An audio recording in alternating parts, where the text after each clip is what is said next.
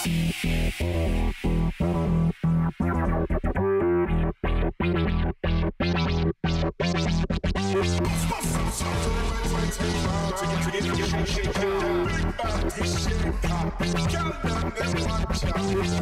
up, everybody, and welcome to episode 3 of Think Smarter. This is LuaP. I hope everybody's having a good time right now.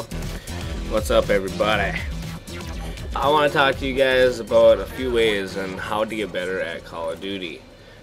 These are just simple things that you can do just to help improve your gameplay and how many people you're seeing, how many kills you're getting, how to get more kills, and so on and so forth. First things I want to talk to you guys about is your sensitivity. I play in a high sensitivity. I know a lot of people play on a lower sensitivity. Mostly it's all preference. It all depends on, you know, how fast you want to move or how comfortable you are with how fast you're aiming. When you do turn up your sensitivity, it does affect how fast you're aiming when you're down your sights. It'll be harder to precision your shots. So pretty much what I gotta say is play around with it. See what you can do on a higher sensitivity. I play on a high sensitivity because when I'm getting shot in the back, I like to be able to spin like perfectly, and that helps out a whole lot when you're in a gunfight. I play hardcore too, so as soon as I'm getting a shot, I need to be returning fire immediately or running away real fast to get an advantage on the opponent. Another thing I like to talk to you guys about is guns. In hardcore, it doesn't matter what gun you use. Honestly, almost every one of them will work just as good as the other one for killing people. There's very slight difference. But in regular, it's a big issue. You need something with enough power to drop your enemy. What I suggest doing is just playing around with your guns, see what other people are using to, see what's killing people faster, and then see how you like the gun yourself. There are certain guns that you'll see a lot more people using, and that's because they work. I would definitely say monkey see, monkey do. But once again, personal preference. You don't need to have a certain gun in order to do good. You can do good with any gun. Classes. I like to talk to you guys about classes. Depending on the game mode, my classes vary. When playing Search and Destroy, I always run Extreme Conditioning, Assassin, and Dead Silence. The reason why I use those, Extreme Conditioning, I like to pretty much run up the middle and try to get behind enemies in Search and Destroy. I don't sit still for very long. So I need to be able to run and beat people to places, and they won't be expecting me there. You always got to be throwing the enemy for a twist. Element of surprise, if you will. But back to classes. When I'm playing Respawn, I don't... any game type of the Respawn. It doesn't matter if it's domination or what. I used to use one for that. But what I roll with that is, let's see here. My first perk is probably Blind Eye. Second one, Assassin. Third one, Dead Silence. I like to roll straight up Ninja. But lately I have been using Sleight of Hand, Hardline, and Dead Silence, and that's only because lately I've been working trying to get my first M.O.A.B. I normally don't go for M.O.A.Bs, but lately I've just been playing around with it, and this is one of the gameplays. This was my closest M.O.A.B. yet. It doesn't happen for a while, and it was in Team Deathmatch, so I hear that getting an M.O.A.B. in Team Deathmatch is kind of harder. That's just what I've been hearing.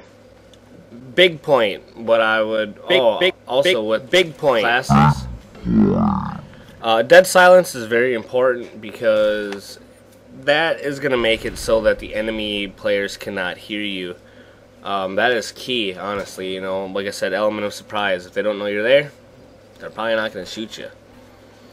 But with that idea, I like to talk about headsets. Headsets are one of the most important things. When I first got my headset, I was not that good at playing. shortly after getting my headset, my whole world changed. I could definitely hear people behind me. I could hear, gunshots, footsteps, everything. Being able to hear in that 360-degree, element is it's unbelievable. I don't care if you guys are playing on a surround sound home entertainment system. Having it on your head is going to make a thousand time difference. It's unremarkable. I absolutely love it. Headsets, you can get them cheap. Like you can get just stereo headsets and you can get surround sound headsets. And there is companies like Astros, Turtle Beach, so on and so forth. And you can get them cheap and expensive ones. You can get wired versions and wireless versions. Go to Best Buy and go see what they got. I'm pretty sure Best Buy just carries Turtle Beach, which I have a Turtle Beach, but I'd check it out.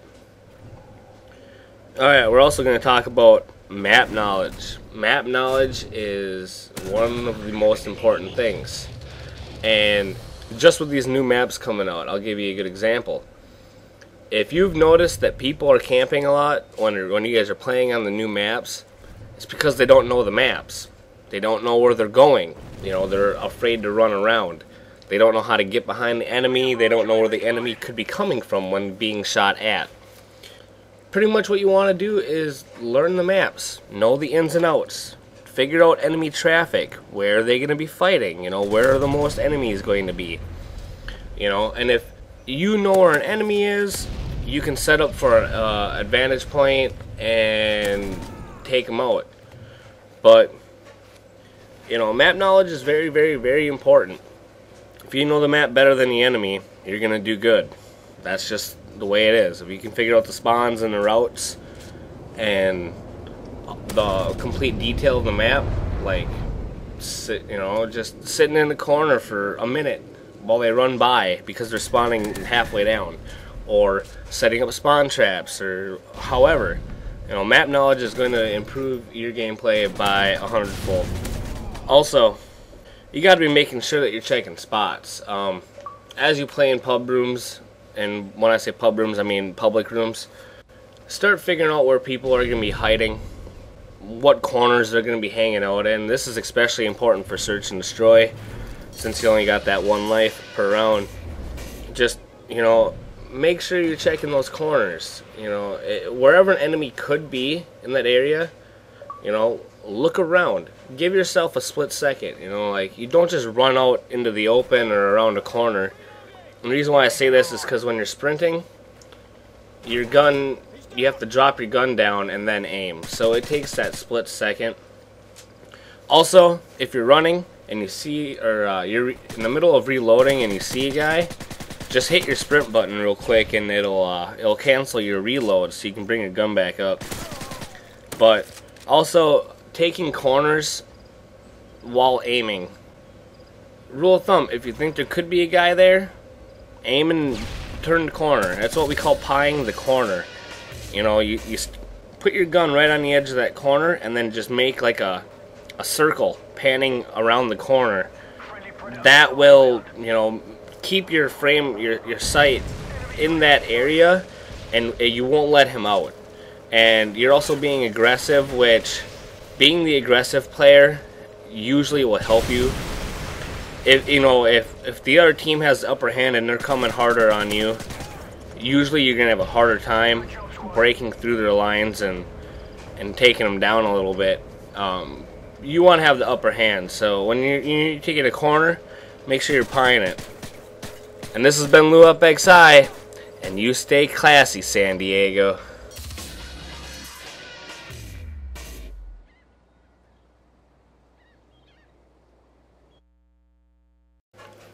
Like, comment, and subscribe. Thanks for watching, guys.